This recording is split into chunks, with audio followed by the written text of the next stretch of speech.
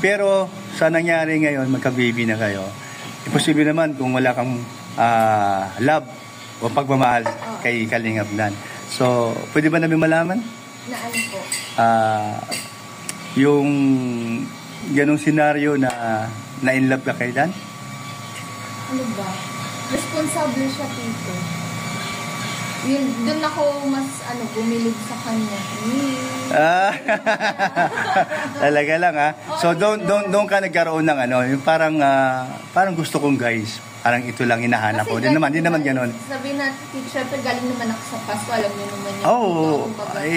Di naman natin pwede sabihin na yun nangyari sa nakaraan mo at yun na yung masama. Hindi naman yun. Parang, syempre, parang sa pangalawang pagkakataon, nabubukang pamilya. Siyempre, hindi mo naman nasusubukan mag-fail pa eh. Siyempre, sisiguraduhin. So, andun ba yung pag-alala o doubt sa pangalawang pagkakataon na mayroong sitwasyon na ganito na si Kalingap Dan ang naging, ito ngayon, naging kaharap mo? Nagkataon naman titong naging thinking ko yun na sabi ko, alam mo, maging fail na naman. Kasi nga, pangalawang pag-fail na nga sa una, magiging fail pa ba sa pangalawa? Kaya talagang, ganun lang tito. Kasi ang pangit naman na din baga po na sa pangalawang pagkakataong bubuin mong pamilya, magiging fail. Kasi syempre, hahanap ka naman or parang hindi mo na naman mabibigyan. Naintindihan ko yung sitwasyon mo. Totoo yun. So, alam mo, sa akin dahil dito, okay lang sana kung yung parang kahit solo na lang ako. Kasi inisip ko yung anak ko, gusto kong may tumayo rin ng, gusto kong ma-feel niya yung buo, tapos may tumatayo rin na gabay ng tatay. Naisip mo ba yun na sana kung magkaroon ako ng partner, ang aking anak, sana mamahalin din niya? Okay, ito naisip ko. Kaya nga, nagpapasalamat ako kayo kasi nagampanan niya yun. Kumbaga, hindi naman sa nagampanan, kumbaga may ganun siyang personality na hindi siya nag-address. Parang talagang, anong tawag dito? Hindi hadlang na magpapakatatay siya. Talagang tinurin niya si Tio ng talaga. Okay. Mayroon kasi tayo mga nababasa na si Dan sayang talaga namang binatang-binata.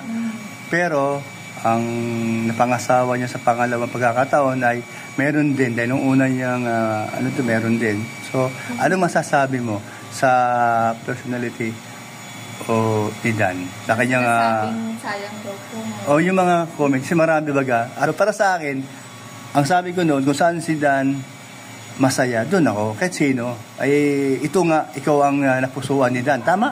Oo. Okay. Si mamaya ko si Dan kausapin. Interviewin. Ano masasabi mo doon sa mga taong sayang. Yung kanyang anong bang mapayo mo doon sa kanya? Wala ko titong masasabi kasi buhay niya yan eh. Hindi ko naman, wala namang nangyari sa... Wala namang tama nanay, no? Tama sinabi niya. Tito sa amin dalawa na punersa ko siyang mahalin mo ko. Walang gano'n. Galing. Walang pwersahan. Tito. Kasi unang-una tito, nung nag-meet talaga kami yan or nagkakilala, alam na niya na may anak ako. Kasi tsaka nagpo-post ako sa Facebook. So naging friend kami Facebook. Ang Facebook ko hindi naman yung walang post ng anak ko, ganyan. Alam na niya. Tsaka ayoko kasi magtago tito. Gusto kong tanggapin ako ng tao kahit may anak ako. Okay. Yung mga ganun. Pero, sino una nagmahal? Ikaw o si Kalingap Dan? Hindi ko alam eh. Baliho yan.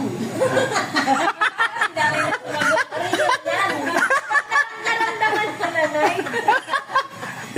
Ito okay, dahil babae ka. Binalik niya rin naman sa akin. So, minahal niya rin ako. Binalik ko rin sa kanya. Parang gano'n siguro. So, walang persahan. O, maganda yun, no? Maganda yung ganong sagot. Tsaka ito, tito, masabi ko, kahit as a couple kami, may kanya-kanyang respeto kami sa isa't isa. Kumbaga, gusto ko siyang mag-grow as a individual. Yung may mga pangarap rin naman siyang pang sarili, may pangarap rin naman ako para sa sarili ko. Like, gusto kong makamit to na maging ganito ako in the future. Gusto ko rin yung pangarap niya na makamit in the future, magawa niya rin as individual din. Meron din naman kami pangarap na as a partner, gano'n. Pero hindi, kumbaga hindi ko kasi, partner ko siya, pero hindi ko binili ang buhay niya. Kung baga ganun dito, hindi ko hawak pa rin ang buhay niya. Kung baga Kasi, may sarili. ganito yun, maraming naghinayang. Hindi porkit as a partner kami, mamanduhan ko siya. Oh, tama ka. Marami kasi naghinayang kay Dan. Pero, isa lang naman ang patutunguhan eh. May single mom o single. So, hindi naman ang pinag-usapan doon eh. Ang pinag-usapan dito, yung tanggap ni Dan. May respect. Okay, may respeto yung si Dan sa sarili mo at doon sa nakaraan mo. Okay. Pangalawa, love niya yung Yung na. kasi di mapupwedeng ikaw ang mahalin. Oh, kasi nasabi na pakita. Kaya nga, ito nga, sabihin ko na. Sa mga katulad naming... Ito nga, hindi ka naman nag-iisa. Ito nga, marami kong nababasa, like father, like son, doon sa mga ngayon, nakaraan. Pero ang sa amin, yun ang kapalaran namin. Yun ang masasabi ko. Yun ang kapalaran namin ni Dan, at yun ang kapalaran mo. At masaya lang si Rina kasi hindi ako yung naging partner kami, nag-asawa kami. Pero nagpaalam ako, puro lahat ang ginagawa ko ay legal. Ang nila legal sa amin, nagsama kami, hindi kasal. Kaya paano? Kasal kami nung mama ni Dan. Dahil sa bigat ng pangailangan, hindi namin kaya. Pabuti ikaw, sabi mo nga, malapit ka nang perma na lang. Tapos hindi na. Wala na. O yan o. Waiting na lang. Ayun. So mayroon pang-asa na makasal kayo. 1 year? Po? 1 year yan. Ang alin po? Meeting? Siguro po, pero ano na po siya na pasok, kumbaga, nag-start na po yung bilang niya. Oo.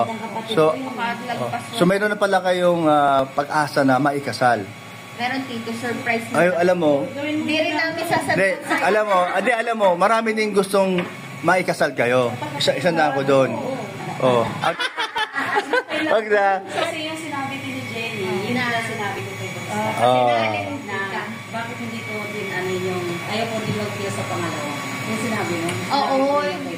Sinabi din sa akin. Ano yun, isang linya talaga yun ng mga katulad baga natin titang naging single mom. Kasi syempre, kumbaga, tsaka common sense din. Kumbaga, fail na nga tayo sa pang-una. Ba't pa natin pipiling maging fail pa sa pangalawa? So, kumbaga kung magbubutay ng pamilya sa pangalawang pagkakataon, siguraduhin na natin. Tumayo sa pangalawa. Ang sabi ko nga, yun ang kapalaran natin. Ito si Dan, no? So ako, sa totoo lang, ako'y believe na kay Dan. Bakit? Kasi nakita ko yung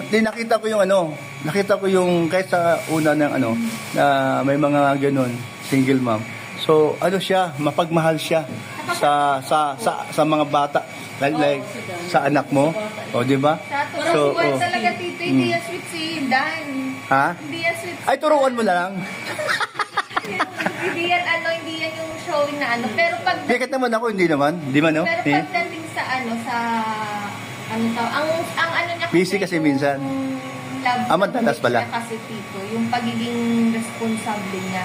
Ayun lang. Lagi siyang nagbibigay ng assurance na hindi ko to gagawin, never ko to gagawin. Ay, galing. Para mag-away or masira tayo. Yun yung parang niya. Mga pagsubok yun eh. Hindi naman siya nananakit. Hindi. Kahit naman ako din mo nananakit.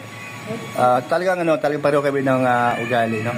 So, yung nga, natuwa lang ako sa kanya dahil sabi mo nga, responsable.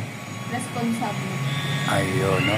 So, okay. Kahit yan, tito, kahit puyat yan, talaga? parang pag basta may lakad siya bukas, babangon yan. Kahit kunyari, sabi natin, sige, syempre, laki mo yan, tito, hindi naman minsan may iwasang may chill-chill silang kaibigan niya. Kunyari, sabi natin may hangover.